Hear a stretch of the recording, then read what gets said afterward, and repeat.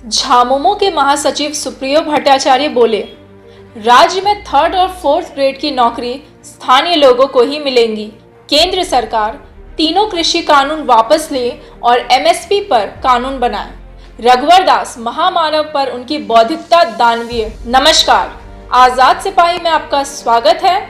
मैं हूं जूही सिंह। राज्य के 24 जिलों में 3rd और 4th ग्रेड की नौकरी स्थानीय लोगों को ही मिलेंगी। इसके लिए नियोजन नीति लाई जाएगी। इसकी ड्राफ्टिंग भी शुरू हो गई है। बजट सत्र में इसकी झलक दिखेंगी। मंगलवार को झामुमो के केंद्रीय कार्यालय में आयोजित प्रेस वार्ता में ये बातें पार्टी महासचिव सुप्रियो भट्टाचार्य ने कही। उन्होंने कहा कि झारखंड लोक सेवा आयोग अब साल में 2 दफा परीक्षाएं आयोजित करेगा। 20 वर्षों में जेपीएससी की केवल 6 परीक्षाएं हुई हैं। उसकी रफ्तार बढ़ाई जाएंगी। श्री भट्टाचार्य ने कहा कि केंद्र सरकार को तीनों कृषि कानून वापस लेने चाहिए और बजट सत्र में एमएसपी की गारंटी पर कानून लाकर पास करना चाहिए।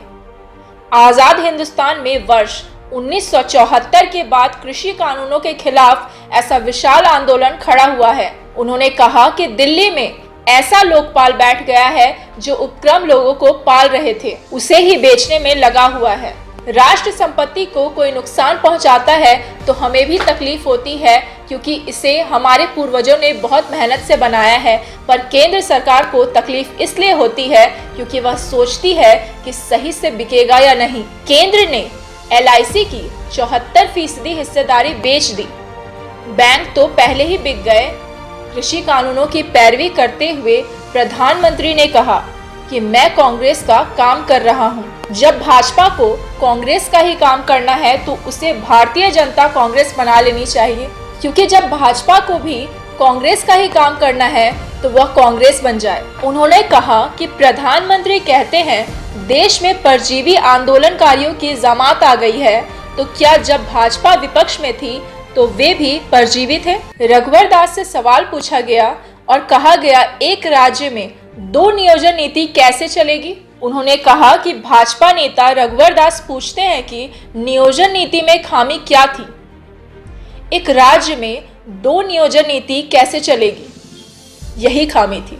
रघुवर दास मानव नहीं महामानव है, पर उनकी बौद्धिकता और पांडित्य खतरनाक है। उनकी नियोजन नीति के कारण राज्य 13 और 11 जिलों में बंट गया था। यह कौन सा पांडित्य था? उन्होंने वर्ष 2017 में राज्य में लोगों को अनुबंध पर नौकरियां दी।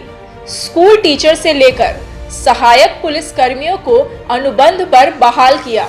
इसके साथ ही यह भी प्रावधान किया कि ये नियुक्तियां 3 साल के लिए ही होंगी और इसके बाद उन्हें वैध नहीं माना जाएगा। जब उन्होंने नियोजन नीति बनाई तो नियुक्तियां रहते सभी की स्थायी नियुक्ति क्यों नहीं की? एक सवाल के जवाब में उन्होंने कहा कि मुख्यमंत्री को जो धमकी भरा मेल मिला है उससे हम अपने नेता की सुरक्षा के प्रति सतर्क हो चुके हैं। यह मेल किसी स्वीडिश प्लेटफॉर्म से किया गया है।